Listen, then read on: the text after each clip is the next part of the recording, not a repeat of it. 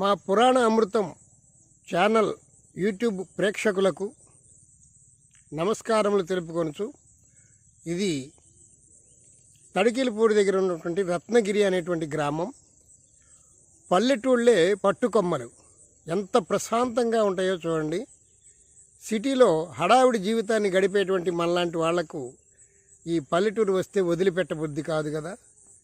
ఎంతో ఆహ్లాదకరంగా ఉన్నటువంటి కొబ్బరి చెట్లు, అరటి చెట్లు, ఆ ప్రక్కనే కోకో చెట్లు, ఇవన్నీ కూడా చాలా ఆనందాన్ని మన మనస్సుకి కలగజేస్తాయి. ఇవి అరటి చెట్లు, కొబ్బరి చెట్లు.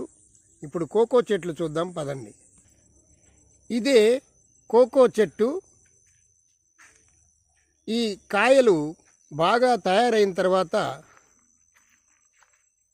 చాక్లెట్ల కంపెనీ వాళ్ళు తీసుకుంటారు, చాక్లెట్ల కంపెనీ వాళ్ళు వాడతారు. ఇది కొబ్బరి తోటలో కూడా అంతర్ పంటగా వేసుకోవచ్చు.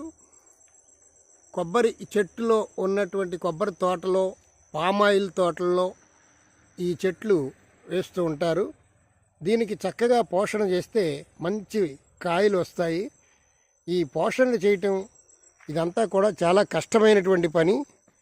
మనం చాక్లెట్ ఎంతో ఆనందంగా తింటాం, దాని వెనకాల రైతుల యొక్క కష్టం ఎంత ఉందో మనం గమనించాలి. ఈ కాయలు చూడండి మీరు, ఇవి కోకో కాయలు అంటారు. ఈ కాయలు చూడండి, ఇవి కోకో కాయలు అంటారు. అవి చిన్న చిన్న పిందలుగా ఉన్నాయి. దీన్ని ఎంతో సంరక్షణ చేస్తే కానీ పెద్ద కాయలు అవుతాయి. ఈ పెద్ద కాయలు అయిన తర్వాత అవి కొంచెం కాఫీ కలర్లో మారిపోతాయి. ఆ కాఫీ కలర్గా మారిపోయినప్పుడు వీటిని కోసి అందులో పగలగొట్టి గింజలు తీసి, ఆ గింజలు కూడా కాఫీ పొడి రంగులో ఉంటాయి. ఆ కాఫీ పొడి రంగులో ఉన్నటువంటి వాటిని పిండి చేసి దాంట్లో కొన్ని ఎసెన్స్ నిల్వ ఉండడానికి కలిపి దాన్ని మనకి చాక్లెట్లుగా అందిస్తూ ఉంటారు. మనం తినేటువంటి చాక్లెట్ వెనకాల ఎంతో శ్రమ దాగి ఉన్నదని మనం గుర్తించలేము. ఇవి కోకో కాయలు. ఏదైనా ఈ భూమి తల్లి మనకు ఇచ్చినటువంటి సంపద. ఇవే కోకో కాయలు. చెట్టు మొదట్లో కూడా కాస్తాయి. అలా పండు రంగు వచ్చినవి కదా, అవి తయారీకి సిద్ధంగా ఉన్నాయి. ఇంకా 2-3 రోజుల్లో కోసినట్లయితే దాంట్లో కాఫీ పొడి రంగు గింజలు ఉంటాయి. మీరు చూడొచ్చు, చాలా అద్భుతంగా ఉంది కదా చెట్టు.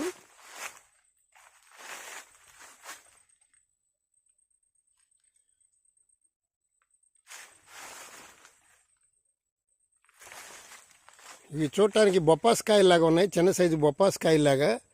కానీ ఇవి కోకో చెట్లు. చాలా అద్భుతంగా ఉంది. దీనికి ఎంతో సంరక్షణ చేస్తే కానీ ఆ కోకో చెట్లు, ఆ ఫలసాయం మనం తీయలేము. చాలా కొంచెం కష్టమైనటువంటి పని ఇది. పోషణ చేయాలి. ఇక్కడ చూడండి, ఈ చెట్టు ఇంకొక చెట్టు. ఇవి కోకో కాయలే. అక్కడొకటి ఉన్నాయి. ఇవి ఎక్కువగా కాసినట్లయితే రైతుకి లాభం వస్తుంది. తక్కువ కాసినట్లయితే ఎక్కువ శ్రమ, ఫలితం తక్కువ ఉంటుంది. అందుచేత మనం రైతు కష్టాన్ని గుర్తించి మనం ఆ రైతుల్ని ఆదుకోవడానికి మనం ఏదైనా కొంచెం చేస్తే బాగుంటుంది. ఇదే పామాయిల్ తోట. ఇది కొబ్బరి తోట. కొబ్బరి తోటలో ఉన్నటువంటి కోకో చెట్ల తోట. ఇక్కడ మీరు చూడొచ్చు, ఇవి పామాయిల్ చెట్లు. సుమారు 10-12 సంవత్సరాల క్రితం వేసినటువంటి చెట్లు ఇవి. చక్కగా లైన్గా వేస్తారు.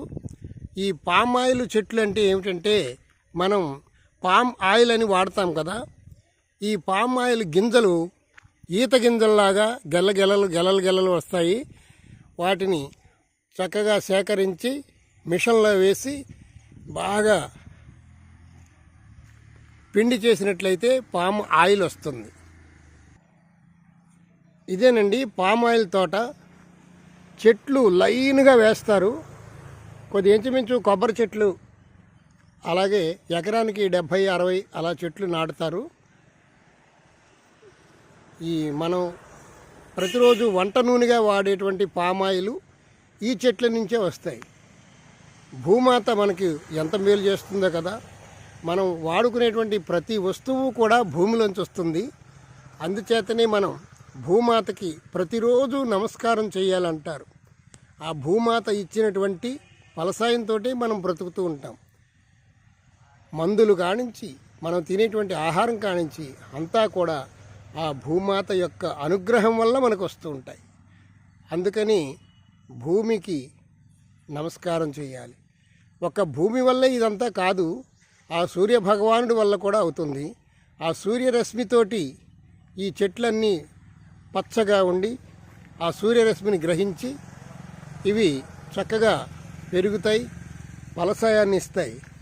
ఒక సూర్యుడి వల్ల కూడా కాకుండా గాలి కూడా సహకరిస్తుంది. అందుచేత ప్రతిరోజు మనం పంచభూతాలకి నమస్కరించాలి. భూమి, జలము, అగ్ని, వాయువు, ఆకాశము ఇవన్నీ పంచభూతాలు. ఈ పంచభూతాల దయతోటి మనం బ్రతుకుతూ ఉంటాం కాబట్టి ఆ పంచభూతాలకి మనం ప్రతిరోజు నమస్కారం చేసినట్లయితే ఏ లోటు లేకుండా హాయిగా మనం జీవించగలుగుతాం. చూడండి పామాయిల్ తోట ఎంత అద్భుతంగా ఉందో. ఇది చూడడానికి కొబ్బరి చెట్టులా ఉంటుంది, కానీ ఇవి కొబ్బరి చెట్లు కావు. సేమ్ కొబ్బరి చెట్లులాగానే ఉంటుంది, ఆకులు కూడా, కానీ కొబ్బరి చెట్లు కావు, పామాయిల్ చెట్లు ఇవి. చాలా బాగుంది కదా. మీరు చూడొచ్చు పామాయిల్ గింజలు ఇవి.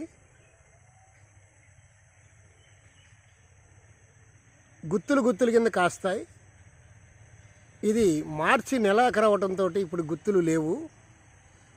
జనవరి ఫిబ్రవరిలో బాగా గుత్తులు గుత్తుల కింద కాస్తాయి, అప్పుడు వస్తుంది పంట. ఇది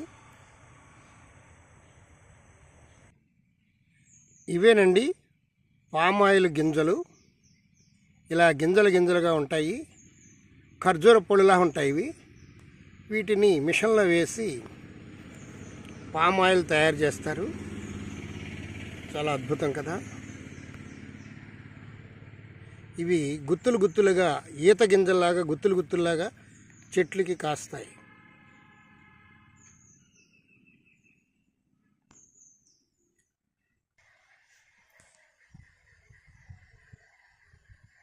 ఈ పామాయిల్ చెట్లకి ఎంతో శ్రమ చేస్తేనే ఫలసాయం వస్తుందండి. ఇది చాలా శ్రమతో కూడుకున్నటువంటిది. ఈ చెట్లని ఎంతో చంటి పిల్లల్లాగా సంరక్షించినటువంటి రైతుకి మనం జేజేలు చెప్పాలి. ఎన్నో కష్టాలు పడి రైతులు పండిస్తూ ఉన్నారు. వాళ్ళని ఆదుకోవటంలో మనం అందరూ సహకరించాలి.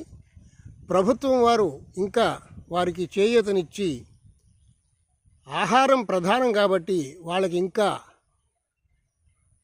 సబ్సిడీల రూపంలో ఏవైనా అందజేసి వాళ్ళకి మెరుగైనటువంటి సేవలు అందిస్తే ఇంకా రైతులు ఇంకా ఉత్సాహంగా పంటలు పండించి మన దేశాన్ని రక్షిస్తారు. ఇతర దేశాలకు కూడా ఎగుమతి చేయవచ్చు. గవర్నమెంట్ వారు శ్రద్ధ తీసుకొని ఆ రైతుల్ని ఆదుకుంటే చాలా బాగుంటుందని నా ప్రార్థన. జై శ్రీమన్నారాయణ.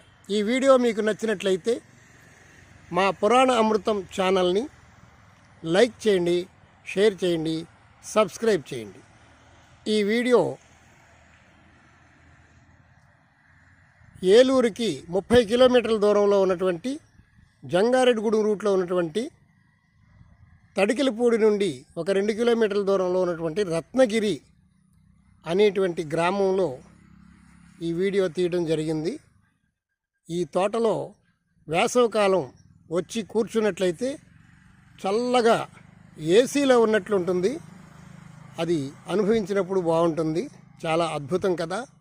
ఈ తోట చాలా చల్లగా ఉంటుంది, మంచి నీట్గా ఉంటుంది. ఇక్కడ ఒక చాప వేసి పడుకుంటే ఏసీ ఎందుకు పనికిరాదు. ఇదే ప్రకృతి యొక్క మహిమ. ఆ దూరంగా కనపడుతున్నాయి అవే కోకో తోట. జై శ్రీమన్నారాయణ.